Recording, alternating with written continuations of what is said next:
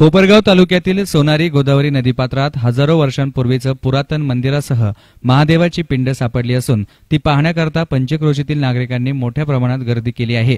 याबाबत अधिक माहिती अशी की परिसरातील तिरुमली बाबा यांनी गोदावरी नदीपात्रात या ठिकाणी मंदिर असल्याची जागा दाखवत माहिती दिली। यावेळी सदरचा भाग हा वाळूखाली असल्यानं मारुती पवार, शामराव पिंपळे, कचरू पवार, बाबासाहेब माळी, भास्कर सोनवणे आदींनी वाळू बाजूला सरकवण्यास प्रारंभ केला। त्यावेळी त्यांना दगडी चिरा दिसल्या। त्यांनी मोठ्या प्रमाणात वाळू बाजूला केली असता त्यांना महादेवाची पिंड, गाभारा, सभामंडप आणि त्यापुढे नंदी सापडले। यावेळी त्यांनी पोलीस पाटील बाबासाहेब सांगळेंसह ग्रामस्थांना या घटनेची माहिती दिली।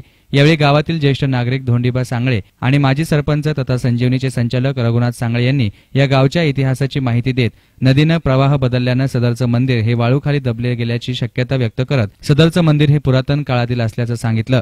तसेच सदर मंदिर आणि महादेवाच्या पिंडीचं साधू संतांच्या मार्गदर्शनाखाली विधिवत पूजा करून जीर्णोद्धार करू असं सांगितलं। काम चालू होतं आणि वाळू भरण्याचं काम चालू असताना JCBला काही चिरे लागले आणि त्याच्यावरून तर्क केला काही काहीतरी आहे आणि त्याच्यानंतर मग ही त्याच्यावरची वाळू काढून घेतली तर खाली मंदिर निघालं।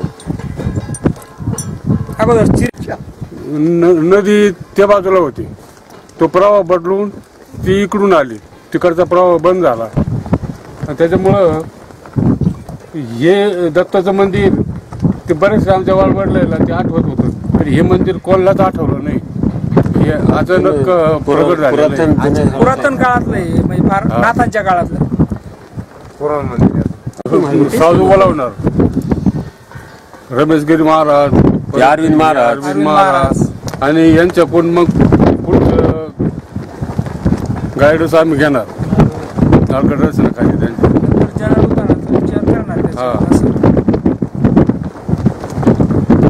यावेळी पोलीस पाटील बाबासाहेब सांगळे, धोंडीबा सांगळे, रघुनाथ सांगळे, बाळकृष्ण कुटे, वसंत सांगळे, माधव कुटे, पुंजाबा सांगळे, विक्रम डोमाडे, मारुती पवार, कचरू पवार, बाबासाहेब माळी, भास्कर सोनावणे, शामराव पिंपळे आदींसह ग्रामस्थ उपस्थित होते।